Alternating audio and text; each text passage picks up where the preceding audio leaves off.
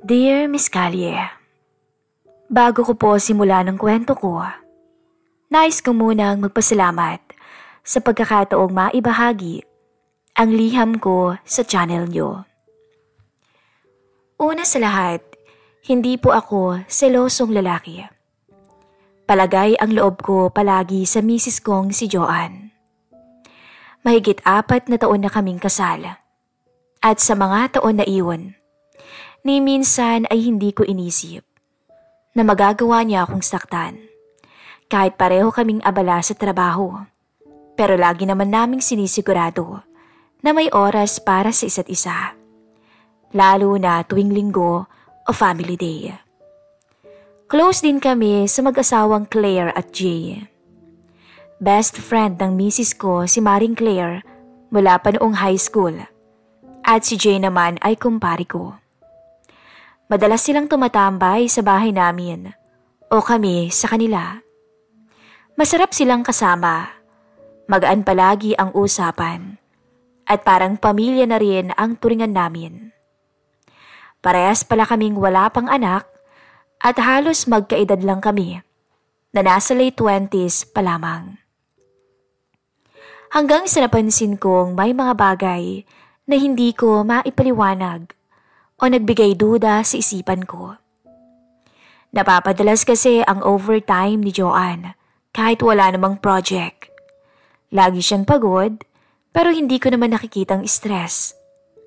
Tuwing may lakad naman kami, laging may bigla ang meeting. Minsan, hindi ko nalang sinasabi. Pero ini-screenshot ko ang messages niya sa akin para balikan. Gusto ko lang din kasing linawin sa sarili ko na baka ako lang ang nag-iisip ng kung ano-ano. Pero isang gabi, habang naglilinis ako ng kotse, naiwan ni Mrs. ang cellphone niya sa passenger seat. Tumunog bigla ang messenger niya. Nag-aalangan pa akong buksan noon pero may sumulpot sa screen. Ingat sa pag-uwi, babe. Same time ulit sa Thursday, ah.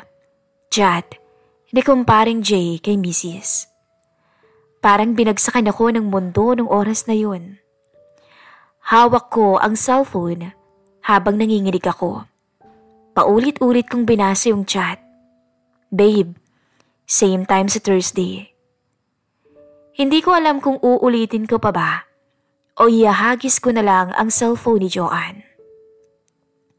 Pinilit kong pakalmahin ang sarili ko. Hindi ako sigurado sa buong kwento. Hindi ko nakita ang ibang message at ayokong maniwala agad.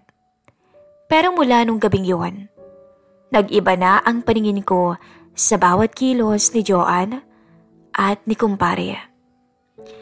Kinabukasan, parang normal lang ang lahat sa aming mag-asawa. Si Mrs. nagluluto ng paborito kong ulam. Si Jay naman, nagpadala pa ng video sa group chat namin.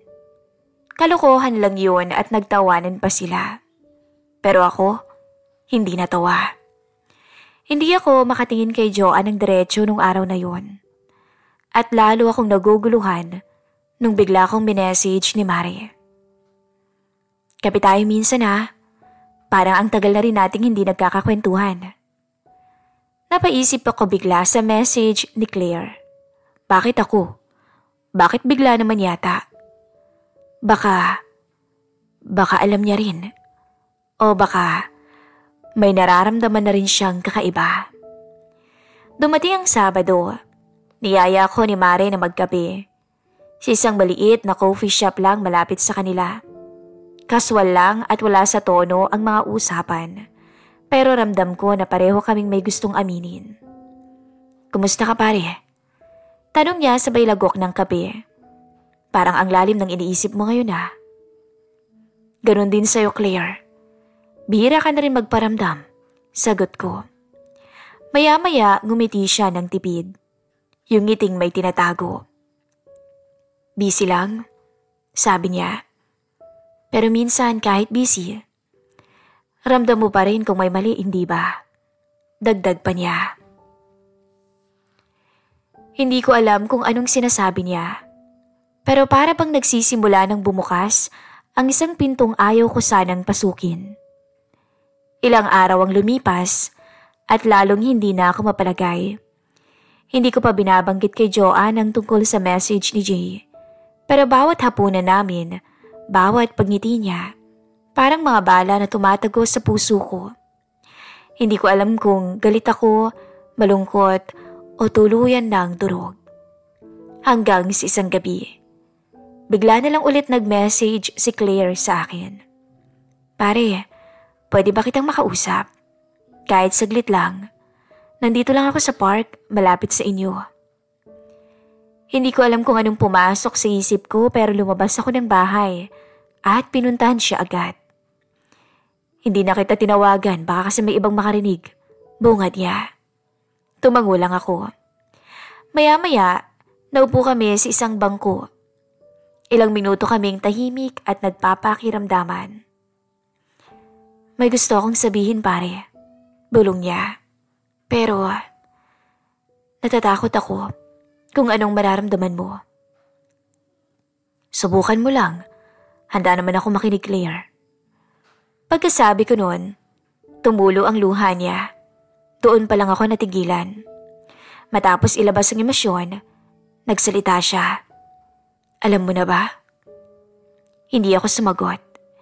Hindi ko alam ang isasagot ko nung oras na yun.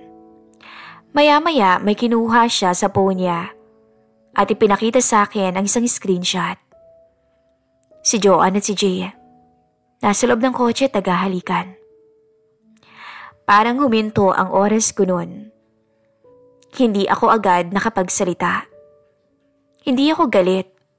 Ang nararamdaman ko ay isang kakaibang lamig na dumampi sa batok ko. Para bang hindi totoo. Hindi ako makapaniwala. Matagal ko na itong alam. Pero umaasa ako na titigil din sila. Na baka panandalian lang yun. At sa huli, ako pa rin ang pipiliin ni Jay. Sabi ni Mare na nanginginig ang boses. Ako naman, hindi ko na kaya pang sabihing ako rin, ay umaasa pa rin. Sa dami ng pwedeng sabihin, isang linya lang ang lumabas sa bibig ko. Pareho tayong niloloko. Tumango siya, at sa saglit na iyon, nagkasalubong ang tingin naming dalawa. Hindi bilang magkaibigan, kundi bilang dalawang taong pareho ang sugat, pareho ang tanong, at parehong uhaw sa sagot. Mula nung gabing pinakita ni Mari sa akin ang screenshot, parang nawala na ang kulay ng mundo ko. Ang akala kong matatag at masayang tahanan, isa lang palang imahinasyon. At si Claire, na dati kinikilala ko bilang mabait na kumari, ngayon ay naging kanlungan at sandalan ko sa lahat ng galit at sakit na nararamdaman ko. Si Joanne, lagi pa rin pagod. Lagi siyang may meeting. Pero ako natuto ng manahimik. Hindi dahil mahina ako, kundi dahil ayokong mauna sa gulo. Hinayaan ko lang sila. Gusto kong malaman kung hanggang saan nila kayang dalhin ang kasinungalingan nila. Sa gitna ng lahat, si Claire na ang palagi kong kausap. Sabado ng gabi, bigla akong nakatanggap ng mensahe mula sa kanya. Gusto mo bang mag-inuman tayo ngayon? Dito sa bahay. Wala si Jay. Nasa Laguna, kasama ng tropa niya. O sige, dadan ako mamaya, may dala akong alak. Pagdating ko sa bahay nila, binuksan agad ni Claire ang gate. Nakapangbahay lang siya nung time na yon. T-shirt at maiksing short. Tuloy ka pare. Sa terrace na lang tayo, mas presko. Yaya niya. Normal lang ang simula ng inuman namin. Tikim lang ng tagay. Puro kami iling at buntong hininga. Sabi nila, panimula ni Claire, kapag mahal mo, magpapatawad ka. Tumingin ako sa kanya at sinabing, pero kapag sobra ng sakit, mas pipiliin mong lumayo. Hindi mo ba siya kinumpronta? Tanong niya. Umiling ako. Gusto ko, Pero mas gusto kong malaman kung kaya niya akong tignan sa mata habang niloloko niya ako. Gusto kong makita kung ilang beses niya akong kayang halikan habang nagpapanggap na malinis. Tumahimik si Claire nang sabihin ko yon. Nakatitig lamang siya sa baso. Si Jay, hindi ko akalaing magagawa niya to. Oo, madalas kaming may tampuhan, pero lagi kong iniisip na ako pa rin ang uuwian niya. Pareho tayo. Naging kampante, naging bulag. Sabi ko. Habang lumalalim ang gabi, mas lumalalim ang mga tanong namin sa isa't isa. Mas nagiging personal ang mga sulyap namin. Tumagay si Claire. Sabay tingin sa akin. Alam mo ba, sa ating apat, ikaw lang ang hindi ko naisip kailanman na magiging parte ng ganito. Anong ibig mong sabihin? Dati, tuwing magkasama tayo nila Joanne at Jay, palagi kong iniisip sa'yo na mabait ka. Palagi kang tahimik, pero hindi ko naisip na darating sa punto na ikaw yung magiging sandalan ko. Saad ni Mari. Napangiti ako sa sinabi niya. Hindi ko rin naisip, pero sa ngayon, ikaw lang din ang nakakaintindi sa nararamdaman ko. Sagot ko naman. May 1 minuto kaming parehong tahimik at ang alak namin ay unti-unting nauubos na. Malamig na rin ang hangin sa teres, pero alam kong sa pagitan naming dalawa ay may nabubuong apoy. Pwede ba kitang tanungin, pare? Basag niya sa katahimikan. Ano yun? Wala ka bang nararamdaman kapag kasama mo ko? Hindi ko alam ang isasagot ng oras na yon. Hindi dahil wala akong nararamdaman, kundi dahil ayokong aminin sa sarili ko ang isang bagay. Sa ngayon, may nararamdaman akong lungkot, galit. Pero oo, may isa pa. Ano? Yung parang, ikaw na lang yung natitirang meron ako.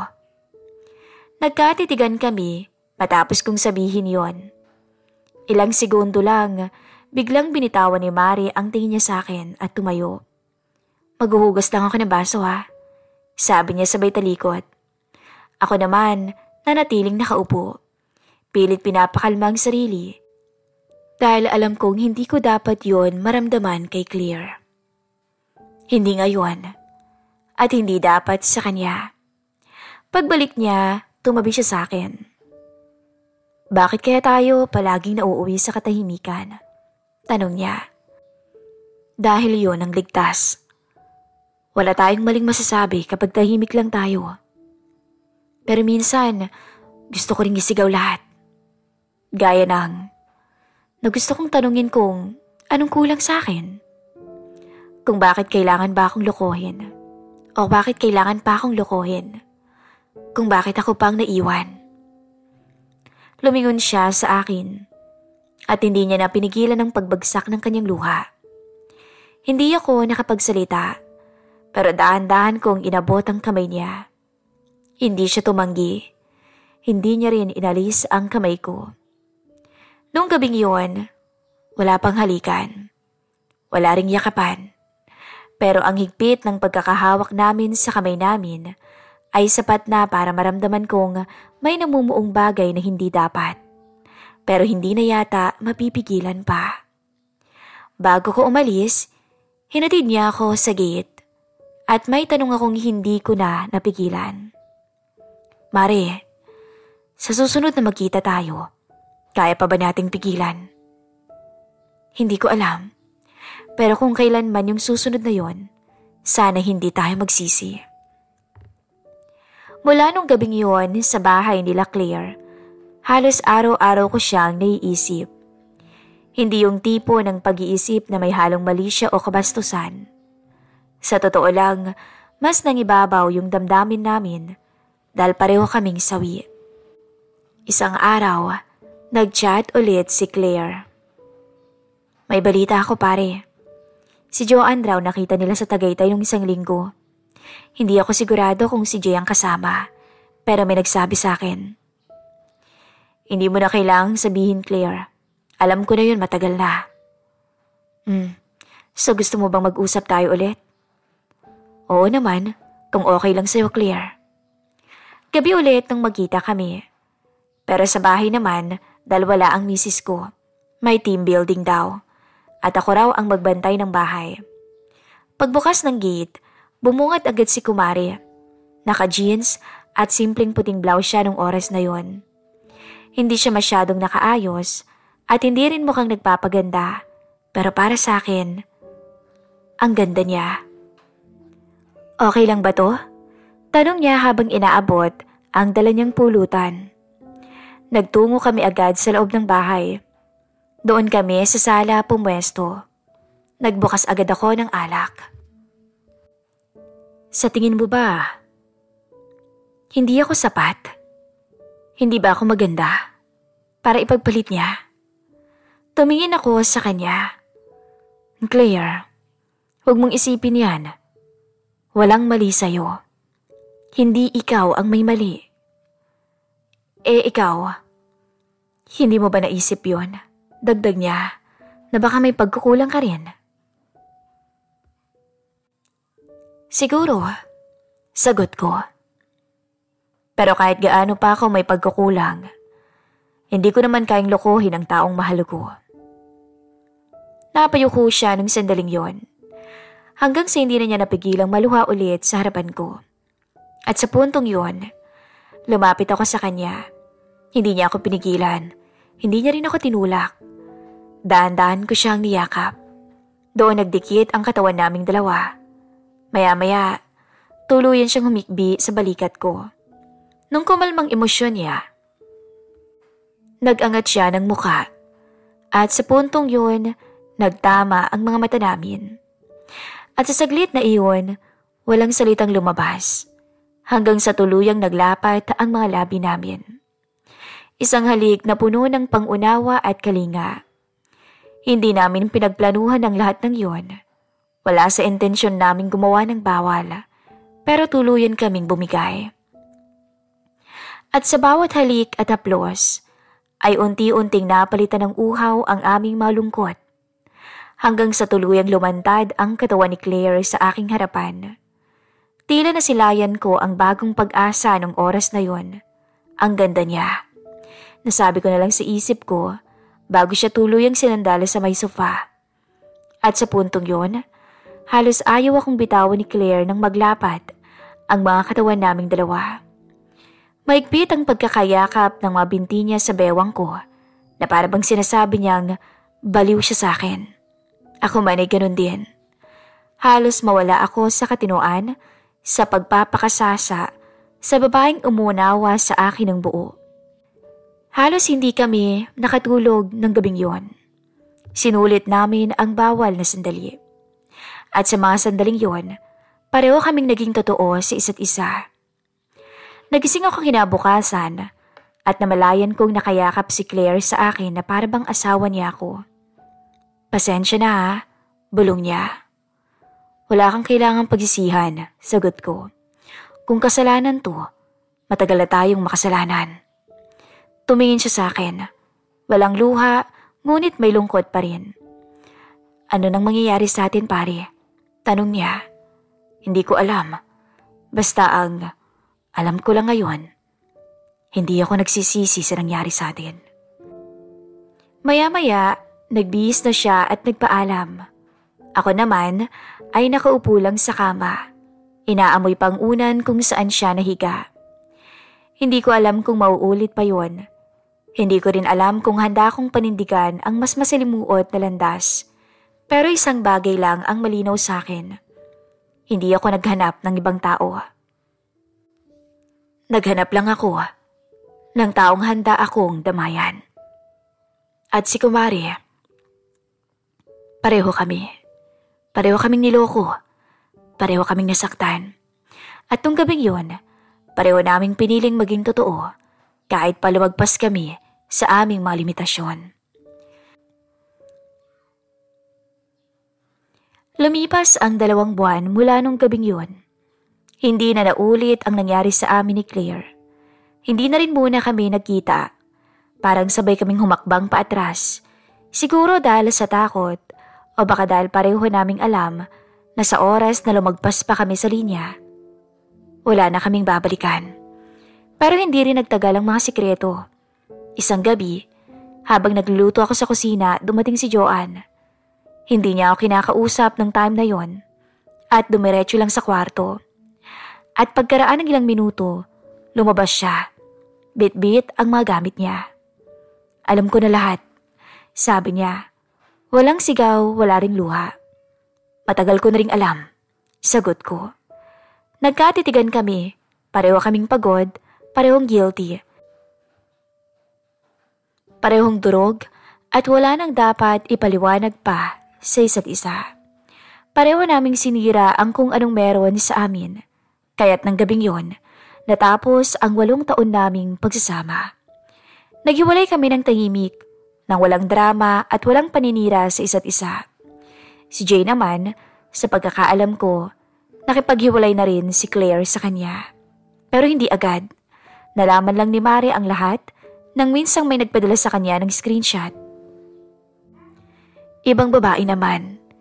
Hindi lang ang misis ko pala ang pinatulan niya. Ilang ulit na palang nangaliwa si Jay. Makalipas ang halos kalahating taon, muli kaming nagkita ni Mare. Isang ordinaryong hapon yun sa grocery. Magkaibang aisle. Pero magkasabay na napatingin sa isa't isa.